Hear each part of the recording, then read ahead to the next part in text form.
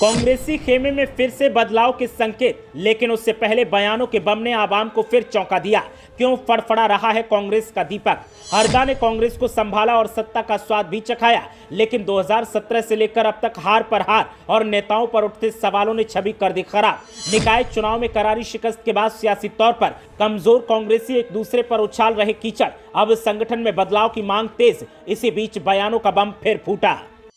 उत्तराखंड की सियासत में इन दिनों कांग्रेस की चर्चाएं जोरों पर हैं और वो इसलिए क्योंकि कांग्रेस पार्टी में ही सिर्फ फुटबॉल का दौर देखने को मिल रहा है और तमाम सियासी जानकारों का ये भी कहना है कि आखिरकार कांग्रेस का दीपक इतना फड़फड़ा क्यों रहा है, कहीं ये बुझने वाला तो नहीं है। कांग्रेस पार्टी ने जब हाल ही में 2 उपचुनाव जीते थे तो उम्मीद जगी थी कि कांग्रेस पार्टी अब पुरजोर तरीके से सियासत में सामने आएगी और सत्ताधारी पार्टी बीजेपी से दो हाथ करेगी, लेकिन हाल ही में निकाय चुनाव संपन्न हुए और कांग्रेस पार्टी को बुरी तरीके से शिकस्त का सामना करना पड़ा। ऐसे में कांग्रेस पार्टी में आपस में ही सिर्फ फुटबॉल देखने को मिला और नेताओं पर आरोप लगते दिखे कि पैसे लेकर टिकट दिए गए और बीजेपी ने कांग्रेस के टिकट तय किए थे। लेकिन अब जब निकाय चुनाव के नतीजे आ चुके हैं, उसके बाद भी बयानों का दौर जारी है और संकेत मिल रहे हैं कि कांग्रेस का प्रदेश अध्यक्ष बदला जा सकता है। वैसे तो मौजूदा वक्त में करण माहरा उत्तराखंड कांग्रेस के अध्यक्ष हैं, लेकिन अब उनके बदलाव के संकेत मिल रहे हैं और इसी को लेकर सियासत तेज है। इसी बीच करण माहरा और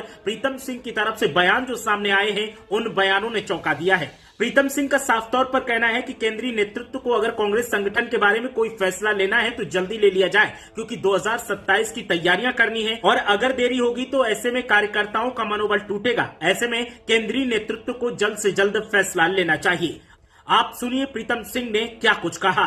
कांग्रेस एक बहुत बड़ा परिवार है, एक राष्ट्रीय राजनीति है और कांग्रेस में आंतरिक लोकतंत्र है। और जब हम अपने भाव की अभिव्यक्ति करते हैं तो कदापि आपको लगता है कि कांग्रेस में जो है आपसी समन्वय नहीं है। कांग्रेस का एक एक साथी, कांग्रेस का एक एक कार्यकर्ता राष्ट्रीय नेतृत्व के प्रति पूरी तरीके से समर्पित है और निश्चित रूप से जो चुनौतियां हमारे सामने हैं, उन चुनौतियों पर पार पाने के लिए हम सब लोग मिलकर करके कार्य करेंगे और कांग्रेस को प्रदेश के अंदर पुनर्स्थापित करने का भरसक प्रयास करेंगे।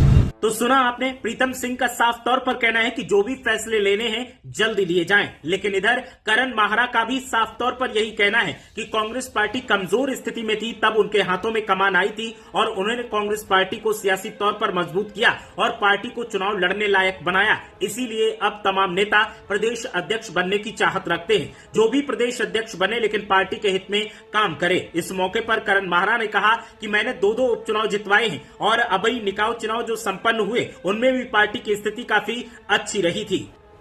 तो ऐसे में अगर कांग्रेस पार्टी के नेतृत्व को लेकर और मेरे नेतृत्व को लेकर कोई सवाल उठाता है तो वो गलत है। आपको बता दें कि निकाय चुनाव के नतीजे आने के बाद कांग्रेस पार्टी में सिर्फ फुटबॉल देखने को मिल रहा है और नेताओं पर ही तमाम आरोप लग रहे हैं। निकाय चुनाव से पहले तमाम नेताओं ने पार्टी को छोड़कर बीजेपी का दामन थाम लिया। ऐसे में कांग्रेस नेतृत्व पर भी सवाल उठ रहे थे और अब नेतृत्व परिवर्तन की मांग की जा रही है। तो ऐसे में बयानबाजी का दौर जारी है। प्रीतम सिंह के बयान ने साफ कर दिया है कि नेतृत्व परिवर्तन तो होगा ही, साथ ही आपको बता दें कि करण माहरा ने जिस तरीके से कहा है कि पार्टी कमजोर स्थिति में उन्हें मिली थी और उसके बाद उन्होंने उसे चुनाव लड़ने की स्थिति में लाया है। ऐसे में कोई भी प्रदेश अध्यक्ष बने लेकिन पार्टी हित में काम करे। ये बयान भी संकेत देता है कि केंद्रीय नेतृत्व की तरफ से प्रदेश के नेतृत्व में बदलाव के संकेत मिल चुके हैं। नेताओं पर मंथन किया जा रहा है, बस उस नाम के औपचारिक ऐलान का इंतजार किया जा रहा है जिसके हाथ में अब कांग्रेस पार्टी को सौंपा जाएगा। कांग्रेस पार्टी में गुटबाजी पुराने समय से देखने को मिल रही है और इस गुटबाजी ने कांग्रेस पार्टी को उत्तराखंड में